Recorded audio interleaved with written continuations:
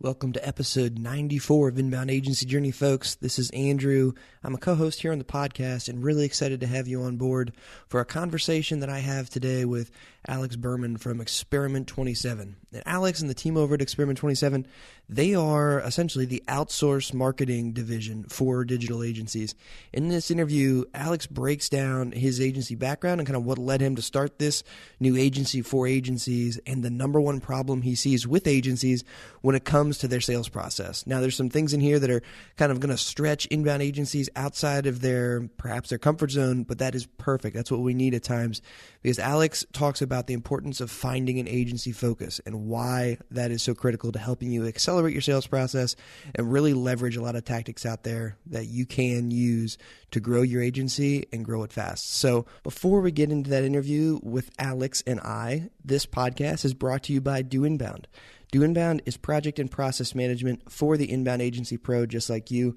It's designed from the ground up with agencies in mind to extract the processes out of your key team members' mind, the things that are driving every aspect of the agency, putting those things down in a repeatable, documented way, putting it into a system so that you at any point know the status of your campaigns, deliverables, and tasks across all of your clients and across your team members. Do Inbound is designed just for inbound agencies, so if you're looking for a tool to help you kickstart your growth, help you hit the ground running fast with pre-built, proven templates, and a team behind it that's dedicated to serving the inbound community, check out Do Inbound at doinbound.com. Now, without further ado, folks, here we go.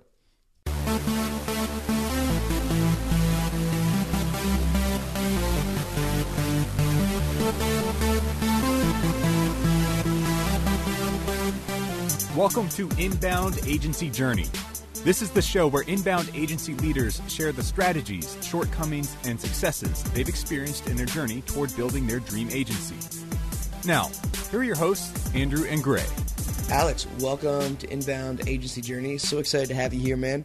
You want to introduce yourself to the listeners and just kind of give us a little bit of a background on your story and how you got to be where you are today?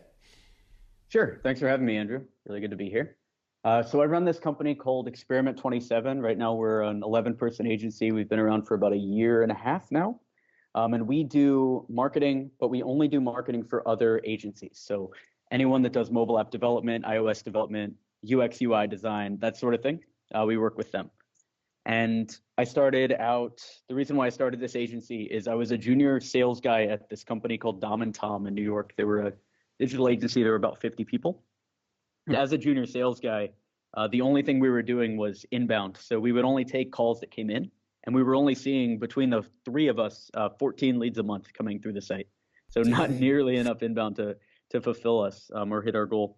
So I had to put a lot of stuff in place to basically sell more.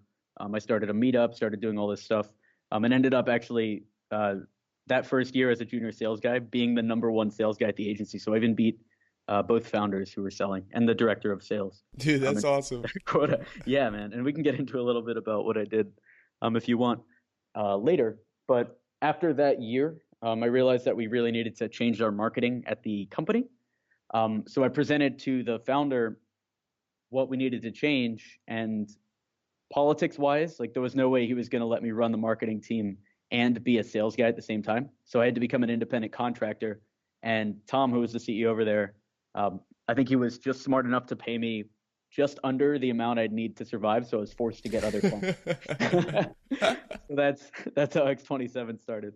Dang, that's cool. So you kind of went, your employer was your first client, essentially. Yeah, and we actually ended up delivering a ton of value for them. We went from 14 leads a month to within the first 30 days over 40 leads a month. And then within the first 6 months, our leads turned into over $1 million in closed business. So 16% of their company came from us in that first 6 months. Dang, dude, that's awesome. Congrats on that. Yeah, man. And now they're about 98 people. We're still working with them. We're still doing cold email and cold calls for them. Dude, that's great. I love hearing that. And I love that the idea for the agency just sprung out of a natural need and it's just woven into the journey. That's really cool. Well, I guess before I want to get into a little bit of your blueprint and what is working, what did you use, what are you leveraging with clients?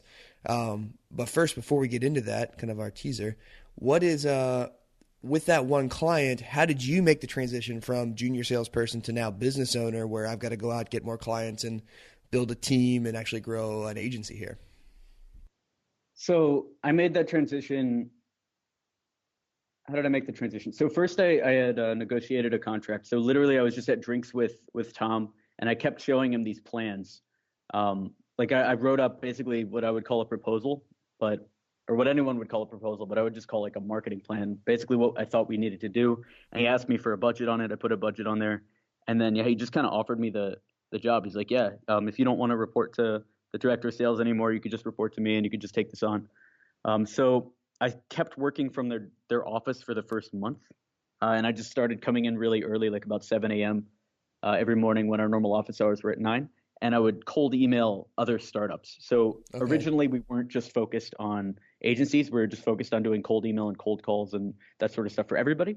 So I would just go on Angel List and email startups from there. And that's how I found my second and third clients in New York. Nice. So you're just going out there, beating the streets, making it happen. How did you make the agency connection and say, hey, let's focus on just agencies?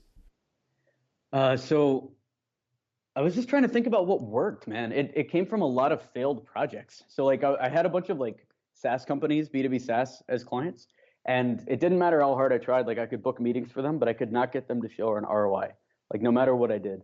And I had one B2C client.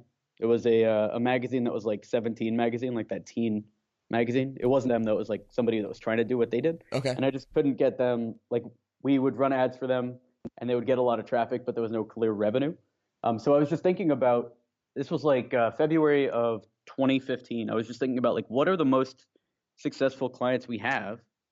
And Dom and Tom was the one that popped into my brain. And I was like, all right, yeah, I guess we'll just clone them and try to get as many clients like them as possible. And now we're able to show a real ROI.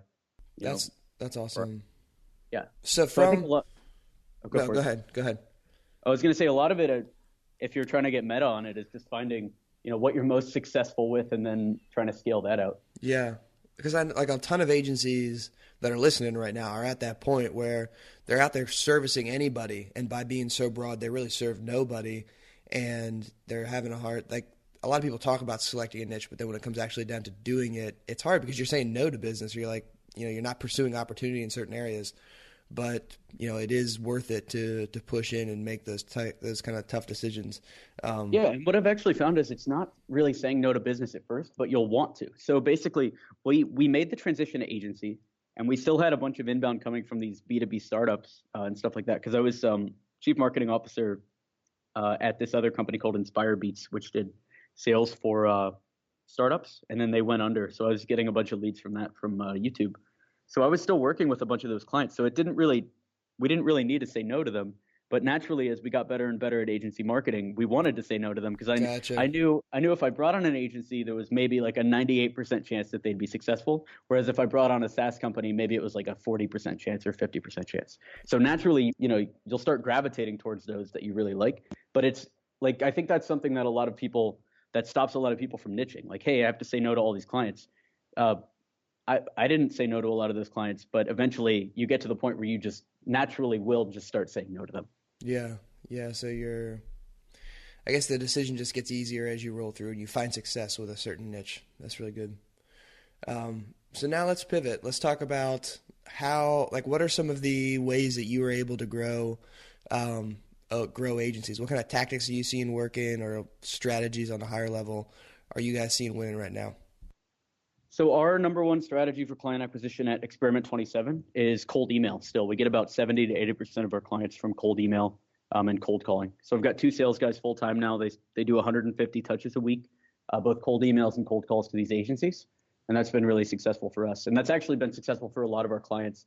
Dom and Tom's re-engaged with us this year on enterprise cold outreach. And normally, like our approach when we're trying to sell as an agency, trying to get them more business, what we'll do is we'll hone in on one case study, and then we'll build an entire marketing system around that. So Dom and Tom built this app for University of Oklahoma called OU Bound, and it was like a new student onboarding app. So what we did is we made a list of all the universities in the United States. There's about 407 of them or something like that. And then I literally had Letitia, who's our cold caller on the team, just start calling all these agencies. And we basically just started with with nothing, and we're trying to iterate as quick as possible. So she started with an assumption that we should call tech, and basically after about 100 calls, all these tech people were like, hey, that sounds interesting, but you should talk to admissions. Okay. So then we started rebuilding the list, and now we're talking to admissions. And it is just kind of like an iterative process, and it requires just reaching out to a lot of people and rewriting a lot of scripts. I can go over some more best practices if you want, though. Yeah, I love the idea of picking the niche, defining the list, so you shrink essentially the pool of people you're going after, but you can get really, really targeted in that list and create a list of 400 names to go after. That seems like less overwhelming for people than like trying to reach everyone in the world. Right, and the reason why I shrink the list, like it's to make it less overwhelming, but it's also to reduce the workload. So, for instance, the way that we like to pitch apps, and also the way that we like to pitch marketing at Experiment 27, but I'll just use apps as the example, is we always like to come in with a specific idea or a specific value add thing to show people. So if I can go to a university and say, hey, University of Virginia, here's this app I built for University of Oklahoma, their new student onboarding, their new student retention is up by 11% just by using this application. I think you guys might find some value in it. Would you like to see it? Is a lot easier of a pitch than we do iOS development and Android development. Do you have any projects for us to work on? Yeah. So by niching it down, I can use that same OU bound idea on all 407 universities. I don't have to come up with a new idea each time. Gotcha. So that really your niche gives you the hook every single time when you're crafting those cold outreaches. Yeah, exactly. And my bet, or the bet that I always bet on, is if one company in the niche is having that problem, a lot of them are probably having the problem, right? OU invested a significant amount of money in this custom app, probably because their students, like they were seeing some issues with their students getting onboarded. So I'm assuming other agencies have it. Same with X27.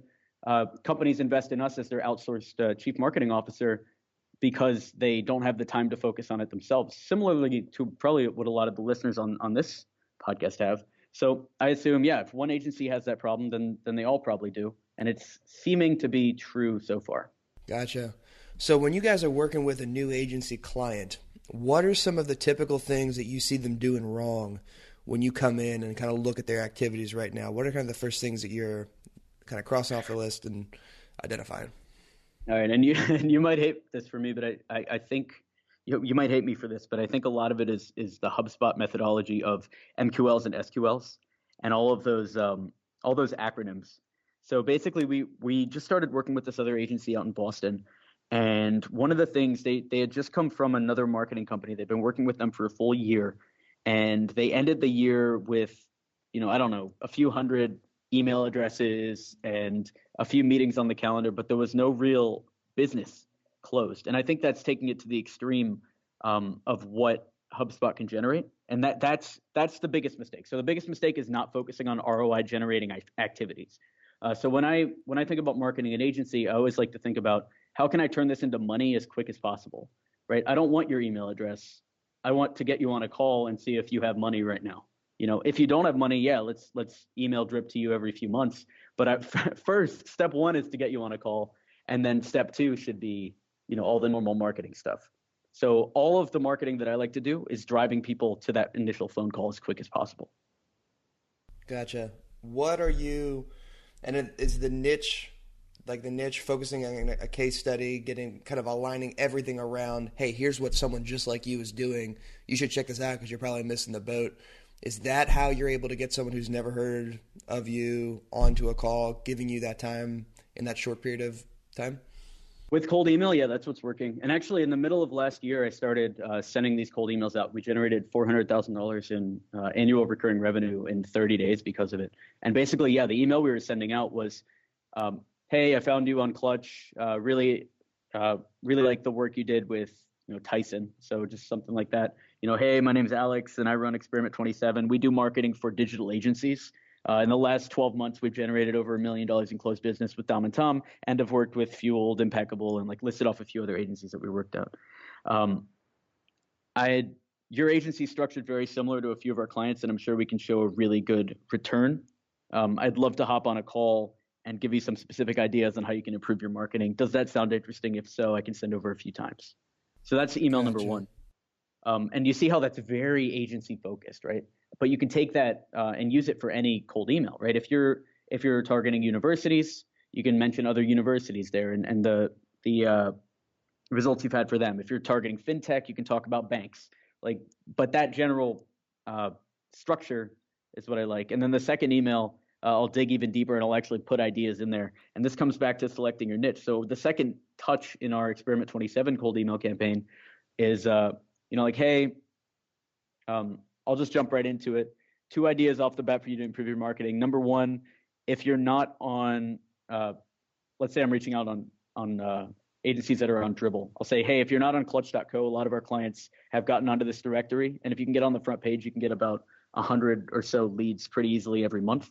So it's worth looking into. Number 2, if you get a lot of poor leads, so leads that can't really afford you, you should look into setting up a partnership program where you send agencies your work that of the people that can't afford you. And we've set that up a few times. If Gotcha. that's interesting, I'd still love to chat. Let me know, and I can send over a couple times. And the important thing about niching down, like we were talking about before, Andrew, is I can send those same ideas to every single agency, and I know they're going to resonate. Yeah.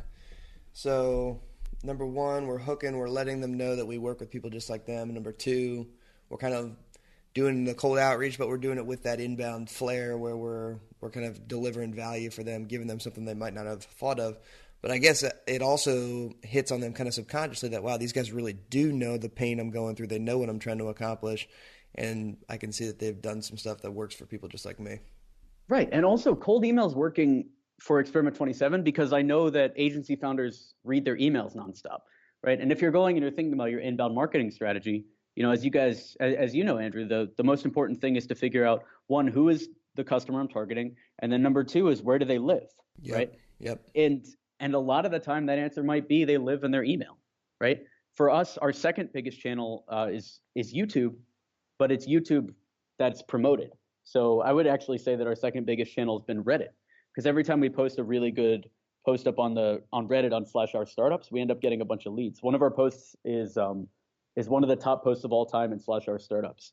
And that one generated a bunch of leads, and it's still generating leads for us because apparently agency founders like reading Reddit. Who knew? Yeah, who knew? And then for Dom and Tom, one of the first wins we got was Quora, actually. So when you Google best app developers in New York, what happened before is it would link to one specific Quora question. And I think the Quora question was like, who are the best app developers in New York?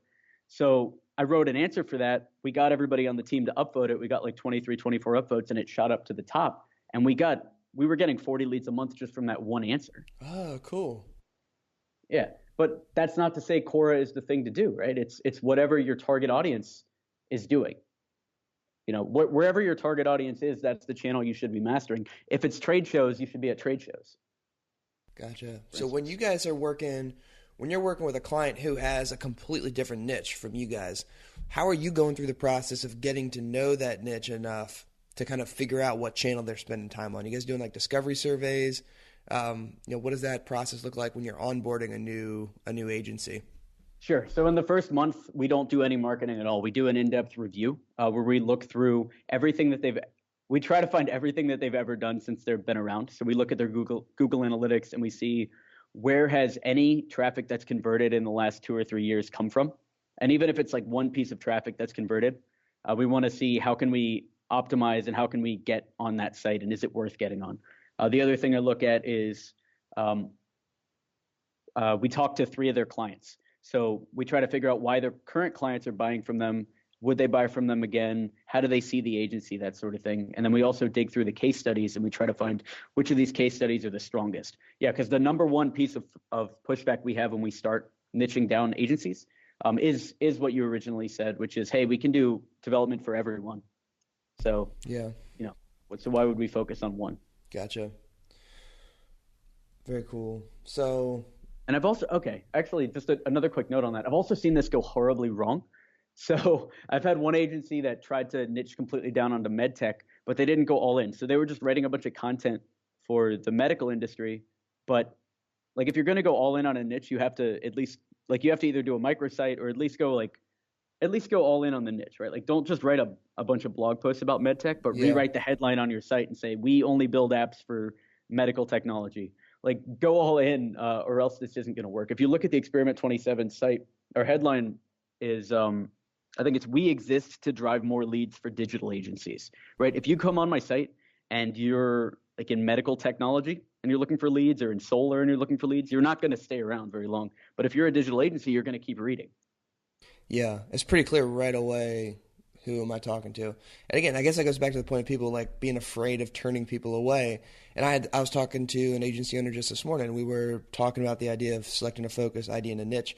And they were worried that if all of my clients today are local clients, and they're kind of all over industry. If I pick a focus and go broad, am I going to isolate those people? And again, it goes back to your goals. What are you trying to be? Who are you trying to grow into? You know, if you can't be everything for everybody, because you're just going to stay the same size you are right now. Right. You're also not going to lose those clients. It's not like if you publish on your website, you only do work for manufacturing. Like, it's not like all your publishing clients that you currently have are going to leave you. Amen. You're still going to have them. Yep. Awesome. Okay, so I'm hearing so far cold email. Well, first of all, select a vertical, then build a list in that vertical. Any tactics, tools, or tips you'd share for people on how to go about building the list in your verticals? Yeah. So the number one thing, most important thing is if you can, you want to find people that have the problem you have and that are expressing it online. And the example I like to give for this is for Experiment 27. We're only helping digital agencies, but I wanted to find digital agencies that have had issues with marketing in the past, or that aren't getting a good ROI for marketing. So the channel that I found is any directory, right? If an agency is going through the trouble of listing themselves in a directory like Dribbble or Behance, or even sponsoring on Clutch or on top interactive agencies, that means that they're at least dabbling in marketing, like they're at least trying it. Yeah. So that is a decent lead, right? Like that's a good start. So I always try to find people that are expressing some kind of need online, whether that's through a blog post that they published, or whether they're looking for certain people on a job board, or even just their company being a certain size, and knowing because of past experience that a company of that size is going to have certain issues. Sure. Okay, gotcha. And I always try to find like pools of leads, and then I can have like a outsourced person dig through them. Mm-hmm. So like Clutch.co is a really good pool for digital agencies. For universities, for the universities niche, it was a little different because we knew that all the universities in the U.S. are probably going to have this issue, so we just went after all universities. Okay, cool. So once you've got your list established, you've got your vertical locked down, you go through the cold email process.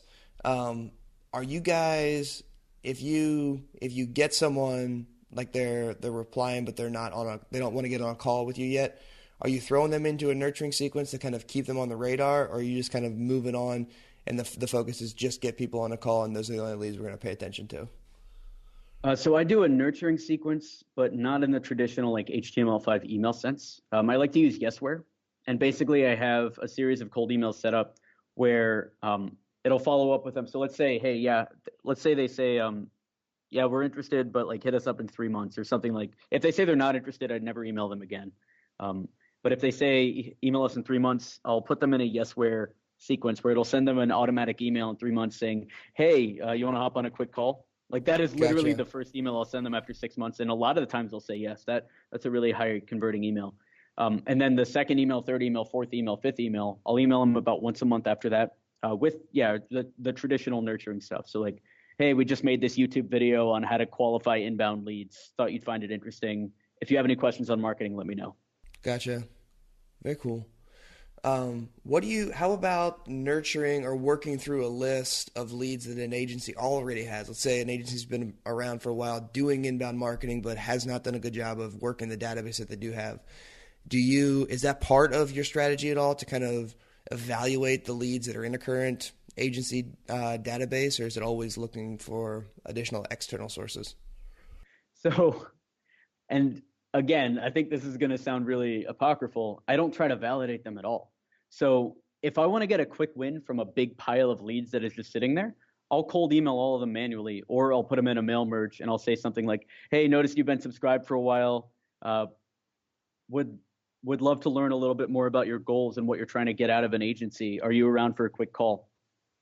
Like, and we did that to our leads. So I hired this guy to do our marketing internally. So we have one marketing guy. I hired a second marketing guy, and this second guy was HubSpot trained. And so he implemented all these systems for us. He built all these free courses and everything. And I had to sit him down and talk to him about 30 days in. I'm like, all right, we haven't seen any ROI from these email addresses. What are you doing? How do we pay your salary? Basically, how can we pay your salary? Yeah. And then what we ended up doing is cold emailing everybody that was in the courses, and we closed deals now from that. So just being super aggressive with the people that are, maybe not even MQLs, just people that have signed up, will show results. And I know a lot of salespeople will say, hey, I don't have time to take all these calls. But if that's true, then hire a junior guy to take the calls for you, right?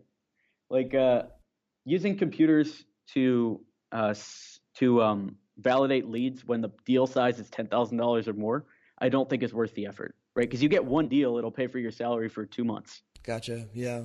Just get them on the phone and get it person to person. Like specifically for the agency model, we gotta understand their problems and then help them understand how we help them solve them. So it has to get to a phone call at some point. Right. And you can hire a guy for $3,000 a month to just do that. A sales development rep or a business development rep, like they call it in software as a service. Like somebody whose only job is to get budget and to qualify. And if they're disqualified, then you pass them on. You don't need to use a computer to do that. And I think that's where a lot of agencies get tripped up. Yeah. Well, Alex, this has been awesome. You just shared some awesome actionable tips for folks. Any other just kind of quick takeaways or any tips you'd share for agencies who are, most of the listeners here are HubSpot partner agencies or inbound agencies of that, that content mindset? Anything that you would do to rattle the cage and get them to kind of think outside the box? Yeah, I would think about pure ROI. So starting from the ground up, assume you had no HubSpot training and there were 5 companies that you really wanted to work with. How would you get in front of those clients? And that's the way that you should be approaching all of your marketing. Awesome. Bring it back to the ROI. That's perfect, Alex. If anyone has any questions or they want to follow up with you directly about services or anything like that, what's the best way for them to get in touch? Sure. So all of our services are up at experiment27.com. There's a contact form on there too. And then if you want B2B sales training, we do 3 times weekly YouTube videos. You can find those at b2bsalestraining.org. It'll redirect back to the YouTube channel. Awesome. We're going to link all that stuff up in the show notes. Alex, thank you so much for your time. We've loved having you on here, man. Thanks, Andrew. It was awesome.